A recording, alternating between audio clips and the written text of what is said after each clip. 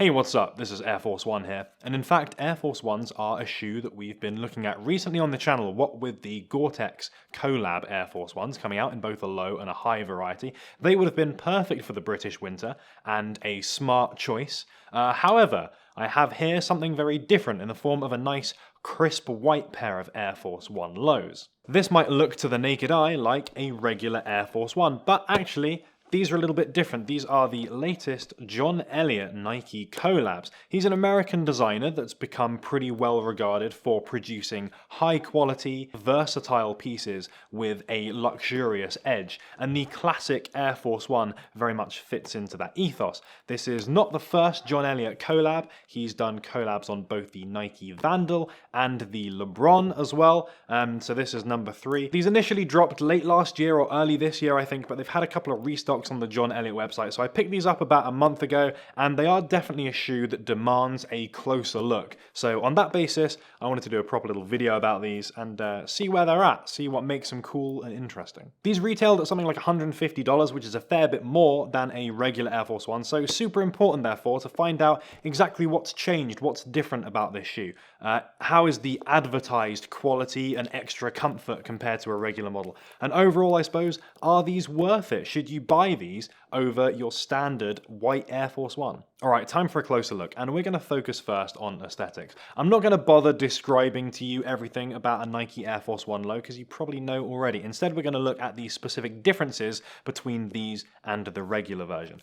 The most important detail is the Nike swoosh here that's on both sides. Rather than being a stuck-on or stitched-on piece of leather, this is actually debossed. Reason for that is the entire upper is actually 2 layers of leather thick, so they can cut away that top layer in key parts, like this Nike swoosh here, and reveal this little cracked, tumbled finish underneath, which is really quite cool. This gives a really nice, subtle, three-dimensional look to the shoe, and it's not the only part where you'll find that, because they've made good use of those dual leather features across this shoe. In fact, every panel of the upper here, where one is stitched to the other, you will find these edges or these ripples where that 2-layered leather shines. Where a regular Air Force One would just be flat, here you've got this proper three-dimensional texture. So what it does is it highlights the exact placement of all of those panels, so you can kind of see the construction of the Air Force One much better than you can do on a regular pair. And again, it brings this three-dimensional effect to the table, so you can see the kind of highlights and the shadows in those little corners.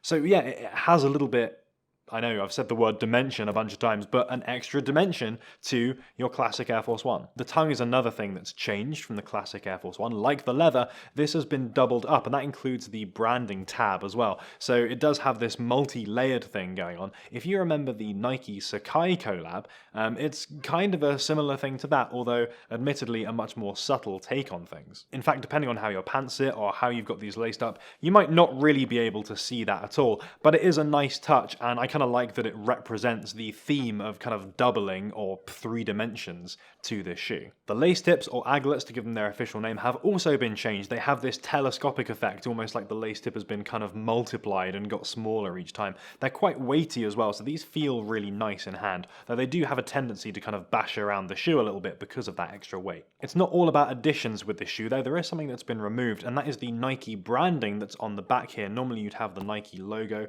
right here on the heel, but they've totally removed it for a much cleaner finish. The operative term for all these changes is words that I've used before: subtlety, up close. Because let's face it, these changes don't significantly alter the silhouette or the overall identity of the Air Force One. Rather, they're about those small changes which kind of allow the classic silhouette to shine and put a more premium and luxurious twist on something that people are likely already very familiar with. This fact alone is going to turn people away, for better or for worse, because when people are spending a premium, nowadays, people aren't just looking for quality, people are also looking for a nice big logo to make sure that everyone knows that they've bought that quality.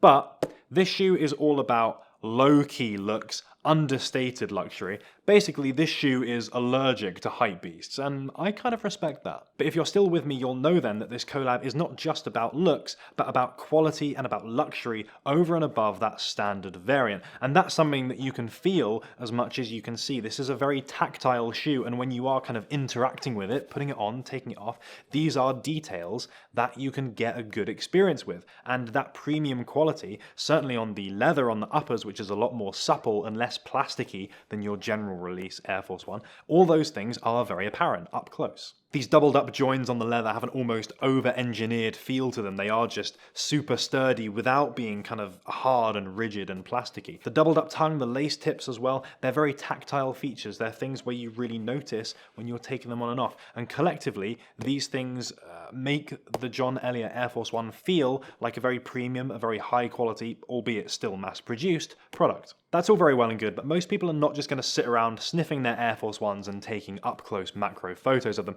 You want to actually wear these, and you want to hope, therefore, that this premium quality and luxury translates to comfort. The leather quality and thickness encases your foot a little bit better than a regular Air Force One. Feels like there's a bit more cushioning there, but where that cushioning really makes a difference is in a benefit that in fact is totally invisible to the naked eye, and that is the insole on these is dramatically different to a regular Air Force One. If you take these out, you can immediately see the difference. These use lunarlon throughout, so they have a massive amount of cushioning, and there's even a little zoom unit in the heel as well. So collectively, there is a absolutely massive amount of cushioning in these shoes compared to a regular Air Force One. And of course, you've got the air unit in the back of the heel as well that you would normally have with these. So you've got multiple features stacked on top of each other designed to make these a more comfy shoe. From this perspective, it genuinely does work. These feel more comfortable to wear, and I dare say that these are the most comfortable Air Force Ones going.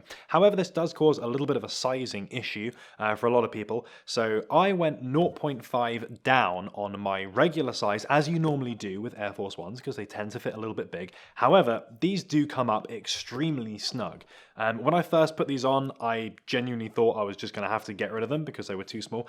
These fortunately have stretched a little bit. This leather has kind of opened up and relaxed a little bit, but nonetheless, these are a pretty snug shoe. So if you want these to fit more like what you're used to with an Air Force One, then you'll probably have to find yourself going half a size up and thus take your regular true to size for these shoes. It's of course the thick leather and the very thick insole combined that just means that there's a lot less space on the inside of this shoe compared to a regular pair. So yeah, my advice, go half a size up on what you would normally buy for an Air Force One. One odd comfort-based thing though is, despite these being incredibly snug around the forefoot, they do seem to be slipping at the heel a little bit. I wonder if that's because the insole is so much thicker, there's just less shoe, like at the heel here, to support the heel of the foot.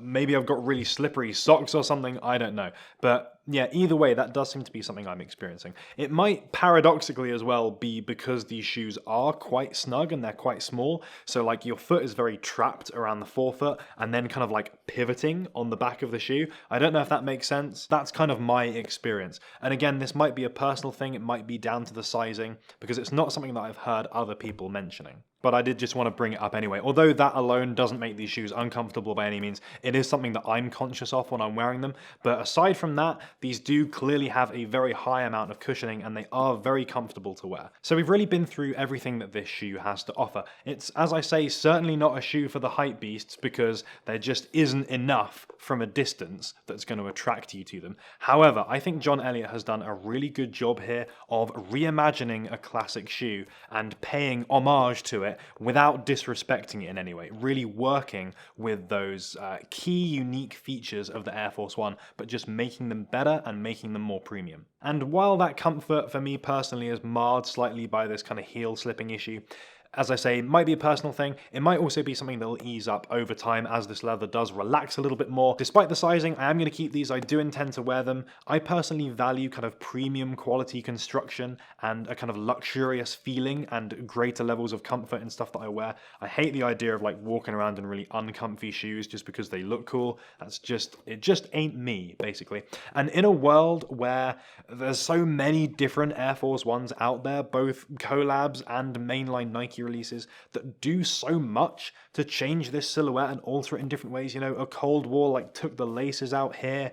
Even Nike have done these kind of like deconstructed type releases and stuff like that, which significantly alter this shoe. It's actually, weirdly, very unique and very different to respect the silhouette so much and only change these very subtle things and in fact bring out the details that make the Air Force One the Air Force One, rather than putting a bunch of stuff all over it. And for that reason, this is a very cool collab. I'm looking forward to wearing these and beating them up. I think that these will look really nice worn thanks to that premium construction. They'll last a really long time as well. So they're something that you could pick up and they can be part of your wardrobe for a very, very long time, because let's face it, you can't go too far wrong with a pair of Air Force Ones. And these are an objectively better version of that. And those are my thoughts on the John Elliott Air Force One. $150. If you like Air Force Ones, then you should definitely consider picking these up and making them part of your wardrobe, because you'll end up getting a lot of use out of these thanks to their comfort and thanks to the aesthetics that just put that tiny little twist on the regular version. Let me know what you guys think of these. Does this collab sit well with you? Do you like the idea of John Elliott paying respect to the classic silhouette and just adding these little changes, kind of playing with light and shadow and that sort of thing? Or would you prefer a more kind of logo-based thing, or a more kind of wacky look? You know, are you more a Sakai collab fan, for example? Yeah, let me know what you think. And if you enjoyed this video, of course, please do give it a like, because it's super appreciated. And as always, we will catch you in the next video.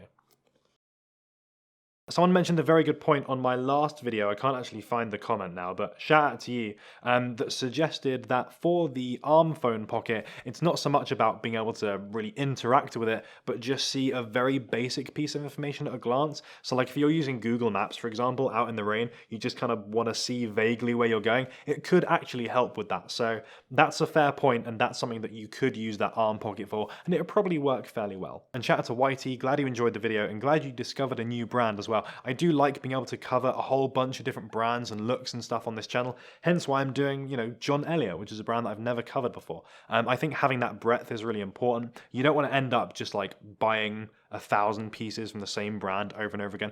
You know, have a look around, mix things up, you might find something cool. Thanks so much for making it all the way to the end of this video. If you want to check out some more, there's going to be links going up at the top. And if you haven't subscribed yet, you should definitely consider doing so, because we've got Christmas on lock. We've got a whole bunch of videos that are coming out.